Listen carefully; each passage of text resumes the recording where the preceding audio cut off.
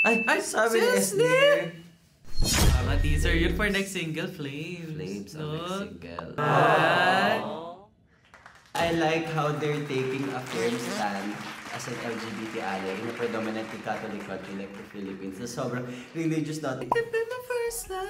Be my first love. Hey guys! Welcome back to the 2K BFFs channels! I am si Matthew. And I'm MC Jim. And today, we're gonna react to the Nation's Girl Group. Yes, it's been such a long time. Oh, diba? It's been March since the Beaniverse Diba? EP. And tapos, ang last na na-react na natin sila was in June. Yes. So now we're back with the reaction to First Love by Beanie. Na music video yung re-release. It's their first Tagalog song in a long time. Yeah. So I'm really excited na kung ano na yung sound nila ngayon. Yeah. And also, magkukutsela sila! Woo! Congrats! I'm so happy for Beanie. So, narinig na natin yung T. So, parang ano siya, parang princess. Parang bubblegum. Parang bubblegum. Okay. Let's listen to First Love. Ayun na! Premiere! Ang pagbabalik nila sa Tagalog. Sana maganda, please. Ay, ang cute ng transition. Parang movie, heart, at painting ang Beanie. Ay, ganda. Ay, ang ganda naman. Ay, blonde na si Gwen. Ang ganda. Bagay sa kanya yung blonde. Ay, ang ganda nila lahat. Ay, ang cute curly. Ang hair nila. Ay, yun yung naririnig ko. Cupid's headquarters. Training. So mature. Ang ganda ng itsura. Ang ganda ni Aya. Parang 3D. Ay, mga Cupid sila. Ay, sabi ni Esnir. Family love. Ay, ba't yung Sabi ni Clarice. Ay, mga PBB. Ay, ang ganda na outfit nila. nakapantulog, no? Sabi naman ni Esnir dyan, atake siya. Grabe, from a fan, no? No. Tapos nasa ano na siya ng Kasi Beanie. atik lang. Ay, Yes. Love the representation. you can be my first love. Be my first love. Ay,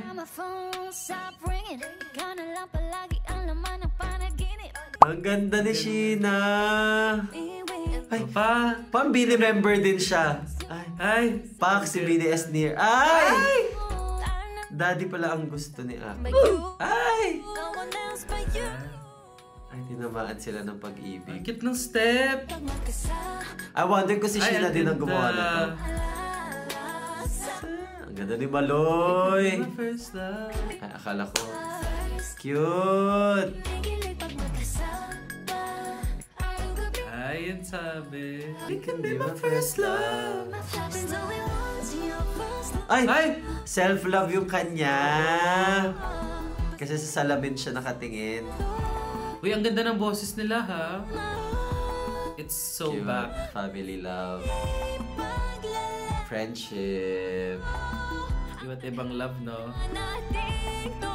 Ah. Ay! Totoong real life girlfriend yun. Baka. Atek lang. I like how they're taking a firm stand na Yeah. parang they support the LGBTQ through their music, which makes us, feel seen. And Kasi supported. hindi naman namin nakikita madalas yun sa music sa Philippines. Yay! Okay, high note. You can be my first love. Be my first love. Ang bitin! Yun lang yun! Sip. Ang bitin! Grabe! Yun lang yun. Ay, pinagtapos. Walang bridge, no? Ang bilis! La la sana you can be my first love, you can be my first love. So that was... Ay, Hindi pa meron tapos. May flames. Flames. aminin nyo, nilaro nyo rin yan ng bata. Oo. Ayan yung siguro yung theme nila. Kasi or teaser sa next, for no? next single. Kasi yung Salamin may teaser for Cherry on Ay. Top.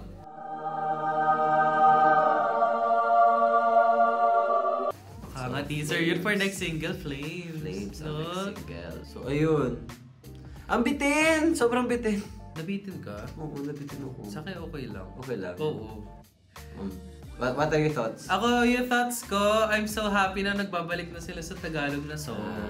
Iba talaga. Iba Parang yung- mas bet ko siya. Mm-mm. Compared sa previous single na nirelease nila na Shaggy Day. Mm. Parang bet yung Shaggy Day kung Tagalog eh. Looking back. Parang iba talaga yung effect pag Tagalog ang kinakanta ng Bini. Eto bet ko to, maano lang siya, light lang siya pakinggan. Tapos sweet lang siya. Tapos ang cute na step, yung ganun, first love. Basta, LSS siya. Ewan ko, ako I like it. Parang maganda siyang introduction ulit sa kung ano man yung bagong pakulo ng Bini.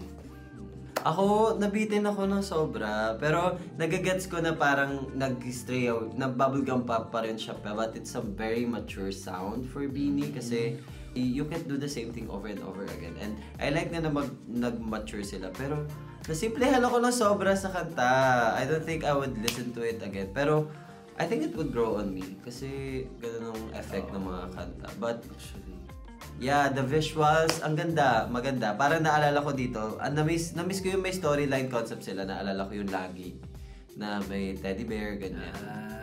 So, watch out, baka panoorin din namin one of these days lahat ng mga music video ng Bini. Ako nabetan ko rin pala yung visual. Tapos ang cute na sinama si Esnir. Pati si Klang. si Ate Klang, si Esnir na sobrang fan na fan ng ng Bini. Ang funny talaga nung clip na first time na makita ni Esnir sa PBB. Ito yung clip.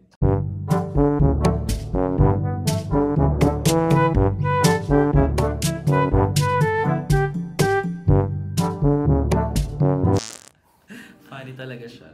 Yeah, tapos nasa MV na siya ngayon. Saka ang cute na may iba't ibang representation ng love, di ba? May friendship, may family, may self-love, merong same-sex. Relationship. Yeah. And ayun, and we're so happy as two gay BFFs na yun, na parang lantaran nila pinapakita sa atin na they support us. They support the LGBTQ community. I like how they're taking a firm stand, positioning themselves as an LGBT ally in a predominantly Catholic country like the Philippines. So, sobrang religious natin. So, I love you, Bini! Look ko, we got this at the Pride Parade. Diba? Bongga ng Bini. Diba? Sila yung nag-headline last year. Totoong, I'm so proud of Bini for supporting the LGBTQ. Yes. So, thank you din pala. Yun nga, thank you Bini kasi not everyone is vocal about supporting the LGBTQ as much as Bini. So, we thank you as part of the community. Salamat! We thank you! From the LGBTQ hearts, we thank you! Yeah. So, congratulations Bini for this music video for your new song and for your Coachella. Yes! Siyempre, kaabang-abang yung Coachella. First time na may group, P-pop group from the Philippines na magpe-perform. So, it's a big deal. Malaking stage yung Coachella. They're gonna shine the light on P-pop music. Yes. So, we're so excited for that as well. And I hope they release more songs. Dito, nakita natin na merong Flames. Let's see, kasi ang ganda ng mga albums ng Bini. I'm excited to listen to more songs. So, ayun, rating. So, we give a rating for every song. So, fail, soft, pass, and excellent. Ikaw, what's your rating? Me, I would rate it as a pass. I like it. Parang return to form ng Bini. Ako, I would give it a soft fail. Nabitin talaga ako sobra. Parang after Shaggy D, their first major comeback. Ang tagal nila nawala. Last Tagalog song pa nila is Salamin. That was like early 2024 pa. Asa na tayo ngayon? It's October 2025 na. And I feel like na-underwhelmed lang ako with First Love. Pero I get it. Sobrang daming ginagawa ng Bini. They just finished their world tour. Nakapag Zero Pressure MV, Shaggy D MV. Ang dami nilang sinerve sa atin. And they're gearing up for Coachella. So, ang ganda lang din na nabigyan din nila tayo ng special treat. But, you know, I was expecting more. Pero let's see kasi may pinakita pa sila. So, I'm seated, Beanie, and I'm excited to see what you have to offer. So, Yay! So, what did you guys think of our reaction to Beanie's new single, First Love? and did you guys like it as well? Tell us in the comment section down below. And don't forget to like, comment, and subscribe. At huwag kalimutan, ang first love ko sa P-pop ay Beanie talaga. Ikaw. Ako first love ko, I think Beanie rin talaga. Diba? Yeah. I think una ako na-attract sa P-pop because of the song Salamin Salamin. And Pantropiko. Islam Patropiko. Ako din, same. Doon ako na-expose. Yeah, until I heard their other songs na lagi na umaawit, umaawit mula kusina hanggang sa sala. Lagi-lagi na nahuhulog ang loob ni na Nahuhulag ang loob sa'yo, sa'yo, sa'yo. Yeah. You might be slick that. Alam ko pa din. You ain't slicker than me. Hey, okay. Okay. Bye! Okay, comment down below the LGBTQ love Beanie. The gays love Beanie. Yeah. Comment down below. Bigyan namin kayo 5 seconds. 1, 2, 3, 4, 5. I'm so excited. Sana mapapanood natin together ng concert kasi ako pala nakakapanood. So, Oo nga. Pero napanood natin sila nung Aurora. ay, oo. Kasi Napanood super namin sila. layo Super natin. layo nila. Tapos nasira pa yung LCD. Nakakaloka. Nakakaloka. Anyways. Anyways, congrats. Bye.